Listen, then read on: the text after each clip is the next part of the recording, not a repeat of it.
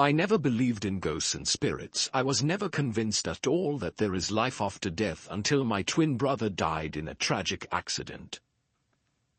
I was prepared to do anything to hear his voice once more. I will tell you what I did, but before I start, please don't forget to like if you like the horror animation. One night, while I was staying up late at night, I saw a video on YouTube of someone saying that there was a phone booth from a long time ago. It was in all cemeteries.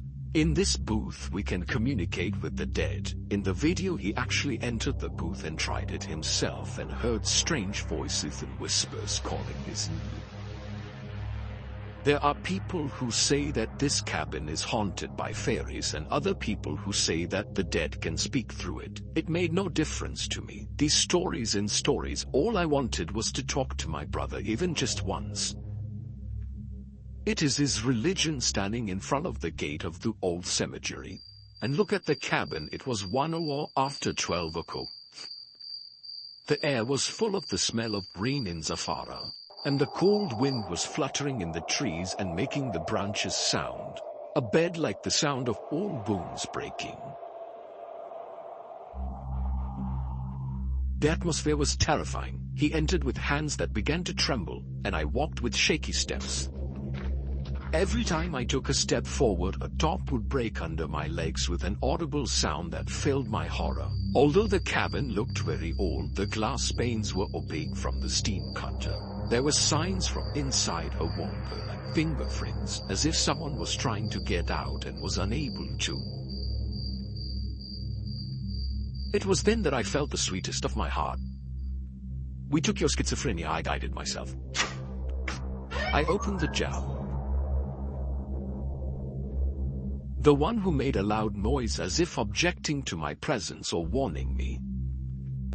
As he entered the cabin, the atmosphere was completely different. It was a muffled atmosphere, suffocating. Its smell full of mold. Another thing is a metallic smell like echo, or maybe dried blood. My heart was pounding as I held the old phone. The phone was not hot. For a moment I sat in the kiosk and I said to myself, what the hell am I doing? Is that reasonable?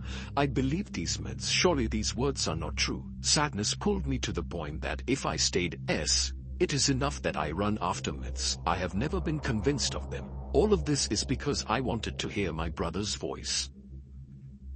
I was about to laugh at myself and laugh at what I was in, but suddenly a light noise came out of the speaker, making me freeze in place. There was a familiar voice in it.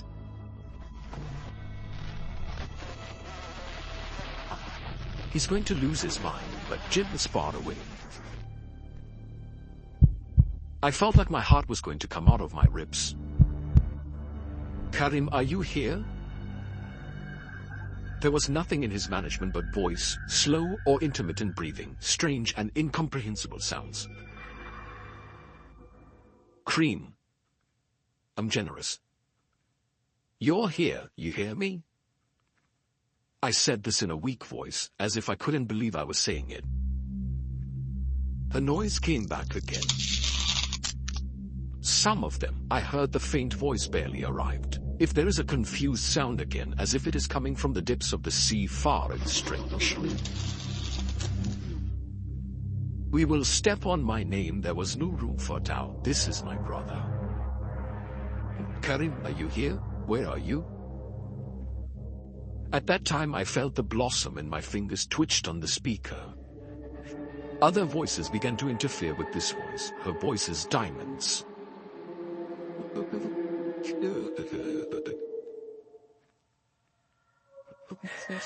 It was turning into a desperate, wide-eyed, as if someone was in pain behind the phone and saying incomprehensible words. Then the sound of confusion brought me back, and in the midst of all the noise I heard a single but clear word, as if someone had said it to me. At that time I was stiff and hearing stopped being terrified. I wanted to close my eyes that I don't listen behind me, but something inside me is a stranger to me. I couldn't control my curiosity. I heard the terrifying voices of the deceased, a laborer floundering in the cemetery trees behind me.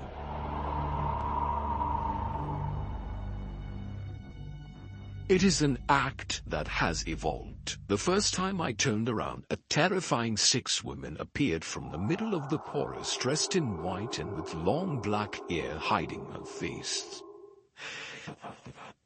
My life was come. My body froze with terror. I wanted to scream and run, but my body felt like it was freezing. My legs were still and I couldn't move them.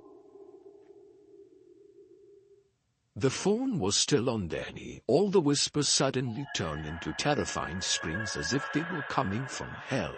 Strange sounds that do resemble human voices. Mrs. T made a strange movement and the telephone fell from her hands in the fans of the cab. She began to shake violently as if something had hit her from the inside. Laura returned and I took myself well from the horror of what was happening. Did this creature then turn around? She revealed her face and her eyes were out of place. Her mouth is open on the other. He had too many teeth alone. She looked grotesque. Suddenly it pounced on me like a predatory beast and fell to the ground, my body. Workers were trembling with terror, workers screaming in a terrifying voice I have never heard anything like in my life. Her voice sounded like someone is talking at the same time, not young person. At that time the world turned black about. I felt that I could no longer see well, and from my rabbi there was nothing but charity in my heart, which was about to explode with terror. She suddenly disappeared. The voices that were coming from the phone disappeared with her. Your heart was still pounding, but I got up quickly. Although the terrifying sounds disappeared and the wind stopped, I was not reassured because I knew that I was not alone here. Then the attributes of authority. I know Karam well. Don't you miss me? I quickly turned and saw my brother. His body was injured and he had lost sight due to the incident. It's just her time of awareness. When I opened my eyes, I felt very tired, as if I had read for an entire hour. I smelled the smell of mold and realized it was still inside the cab. I never got out of it. Then I was shocked. Crying closed, listening was still happening and workers moving. I gathered what was left of my strength and I slowly walked. I tried to open the door with all my might, but he wouldn't move. At the moment I became a blackmailer.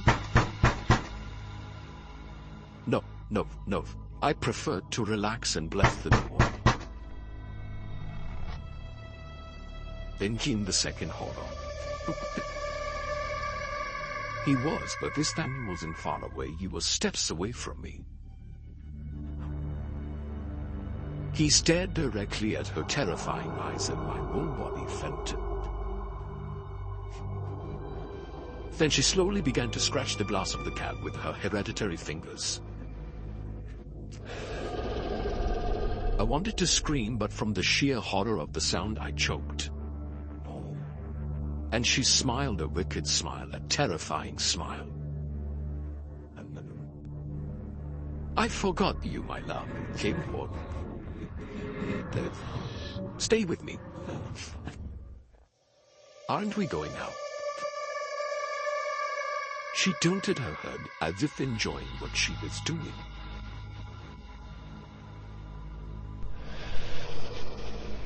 Come on, Habib, wait.